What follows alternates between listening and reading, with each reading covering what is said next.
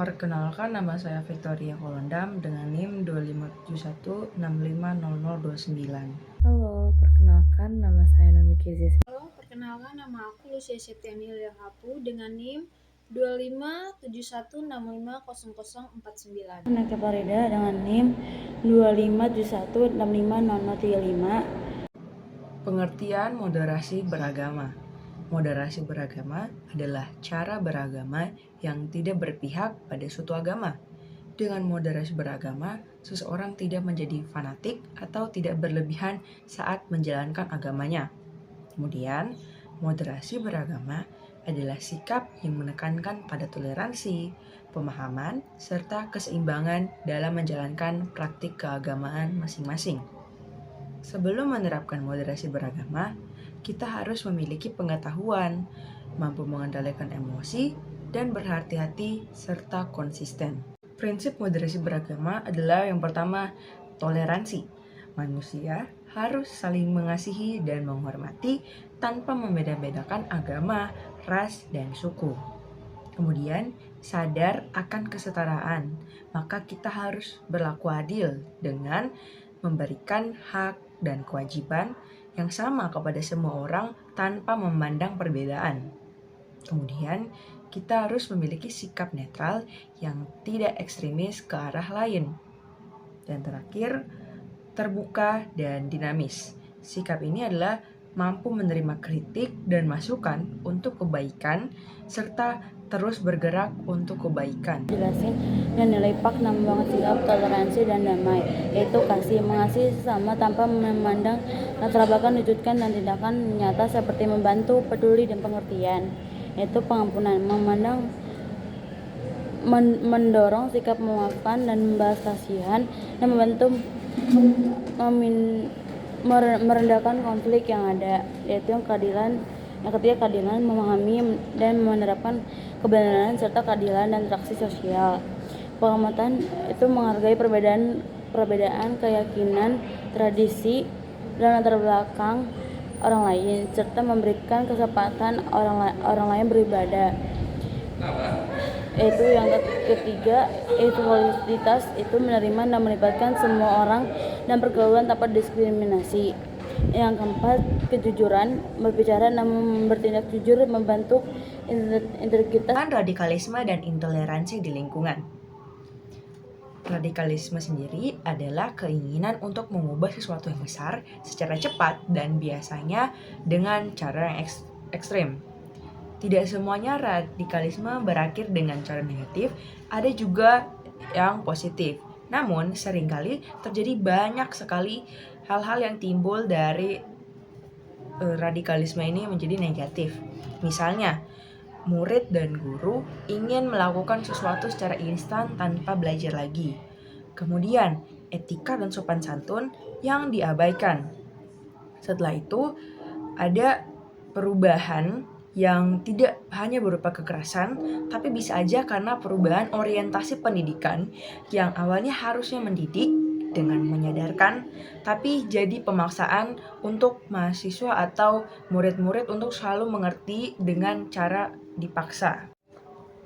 Nah, intoleransi sendiri adalah sikap yang tidak mau menerima perbedaan. Sikap yang muncul dari intoleransi adalah tidak menerima perbedaan, seperti memilih-milih teman, melabelkan negatif kepada suatu suku atau golongan tertentu.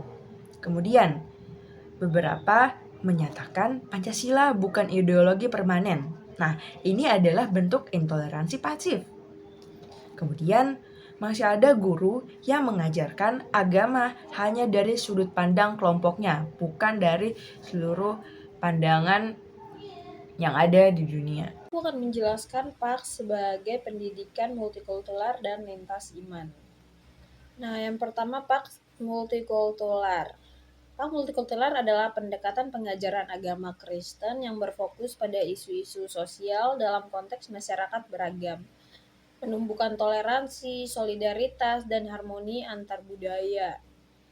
Pendekatan ini mengintegrasikan nilai-nilai seperti kasih, keadilan, dan pengampunan untuk membentuk karakter seperti didik yang terbuka, terhadap perbedaan. Nah, yang berikut peran dalam pendidikan lintas iman. Pak Lintas Iman mendorong dialog antar umat beragama melalui pembelajaran berbasis studi kasus sosial, kolaborasi lintas budaya, dan pelayanan sosial bersama. Guru berperan sebagai fasilitor yang memfasilitasi diskusi inklusif tanpa mengurangi esensi ajaran Kristen sehingga peserta didik mampu hidup sebagai Kristen yang menghargai iman orang lain. Nah, strategi implementasi berikut yang pertama integrasi nilai multikultural ke dalam kurikulum melalui materi dialog antar budaya dan penyelesaian konflik. Nah, yang kedua, kegiatan kolaborasi seperti pelayanan sosial lintas agama untuk membangun solidaritas. Nah, yang ketiga, pendekatan interdisipliner yang menggabungkan teologi, filsafat keadilan, dan studi pluralisme. Pendekatan ini membuat PAK menjadi sarana transformasi sosial yang relevan, mencetak generasi toleransi dan bertanggung jawab di tengah keberagaman. Di sini saya akan membahas materi strategi penerapan moderasi beragama di lingkungan kampus dan di masyarakat. Kita di sini akan membahas lingkungan kampus. Yang pertama, mahasiswa diajarkan untuk saling menghargai sesama masyarakat. Yaitu contohnya mahasiswa selalu diajarkan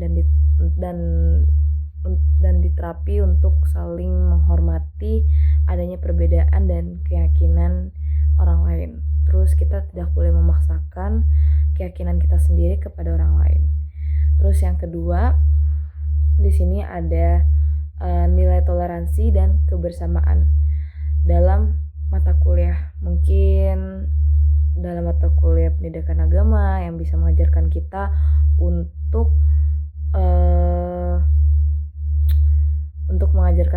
saling bertoleransi dengan siapapun, baik itu dari agama, kewarganegaraan ataupun Pancasila. Itu contohnya. Terus membahas contoh nyata tentang hidup dalam rukun dalam perbedaan. Tentang hidup rukun. Jadi kita tuh masyarakat tuh harus hidup rukun. Tidak boleh adanya debat mungkin karena adanya pertentangan yang mungkin karena kurang toleransi atau kurangnya adab seperti itu. Terus di sini dosen juga berperan dalam mengajarkan mahasiswa. Dosen dan staf-staf yang di kampus memberikan contoh sikap yang adil dan tulus untuk mahasiswa. Terus kampus juga menolak segala diskriminasi atau segala kekerasan juga. Dan terakhir, media sosial, kita sebagai masyarakat harus pintar-pintar menggunakan media sosial secara bijak. Karena media sosial itu kan kalau misalkan kita sekali berkomentar di postingan orang kan itu yang menjadi rekaman dalam arti itu orang-orang bisa melihat komentar kita ketika kita mengkomentar positif atau negatif. Apalagi kalau misalkan kita mengkomentar negatif di postingan orang, mungkin orang yang melihat komentar itu akan merasa sakit hati. Jadi kita harus bijak dalam menggunakan media sosial. Karena media sosial itu sangat-sangat berbahaya jika kita menggunakannya dengan tidak hati-hati. Terus di sini kita akan membahas di lingkungan masyarakat. Yang pertama, di agama itu kan kita diajarkan untuk saling damai dan saling mengasihi sesama, bukan untuk saling menghakimi. Contohnya di Tuhan Yesus mengajarkan kita untuk saling mengasihi, mengampuni. Ketika orang berbuat salah kepada kita, kita harus memaafkan dan mendoakan orang itu. Terus kita tidak boleh menghasut orang lain untuk membenci orang lain, untuk mengujar kebencian. Terus kita juga di sini kan dididik sama orang tua kita dari rumah, yang dimana orang tua kita sendiri mengajarkan kita dari kecil untuk saling menghargai orang lain, untuk menanamkan nilai sopan santun, empati, dan rasa toleransi kita kepada sesama warga Indonesia atau siapapun itu. Terus kita menghargai adanya budaya dan kebiasaan lokal. Yang dimaksud lokal itu kita kebiasaan sehari-hari kita. Kan di Indonesia ini banyak banget ya tradisi-tradisi, entah dari agama, suku, ras, adat, dan lain-lain sebagainya. Kita menjaga tradisi yang mengajarkan persatuan.